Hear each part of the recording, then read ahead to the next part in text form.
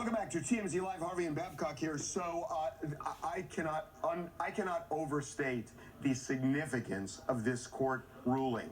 But a California appeals court has just reversed a trial court that threw out the sexual abuse claims of Wade Robson and James Safechuck. Those are the two men who are featured in Leaving Neverland, both of whom say that they were sexually molested by Michael Jackson when they were kids.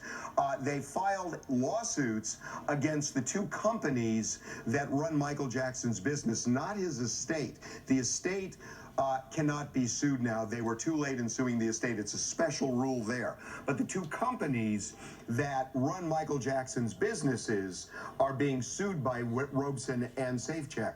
And it used to be, the reason the case was thrown out is that the statute of limitations said that somebody who was molested as a minor has to sue before they turn 36. No, 26.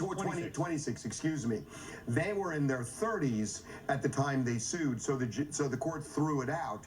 Well, the law changed this week on January 1st, 2020.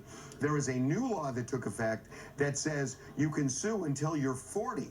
Neither of them is 40 yet, and the court said, this appellate court said, because of this new law, we're going to send this back to the trial court. We're not going to say whether they were molested or not, but they have a shot at trying to prove it to a jury.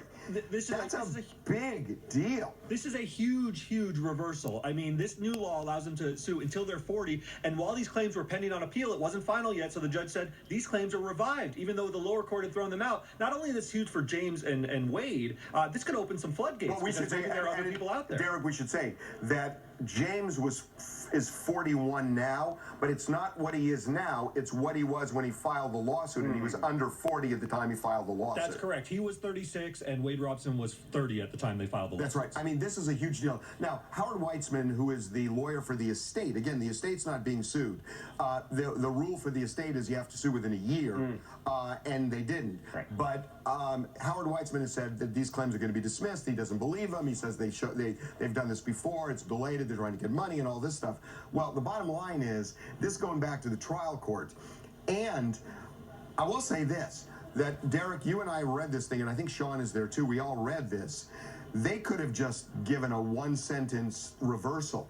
They wrote out a whole thing, a whole decision. Is there a significance in that? I think the significance is they're saying to the trial judge, don't screw with us here. We really mean this. So don't send this back to us and say we're reversing it again. You're 100% right. There's real significance. They also describe the abuse allegations, which means they're taking those very seriously, and they want to see those guys have their day in court. Yeah, I mean, this is crazy, but you know, Michael Jackson has been, tried before criminally and has been sued civilly.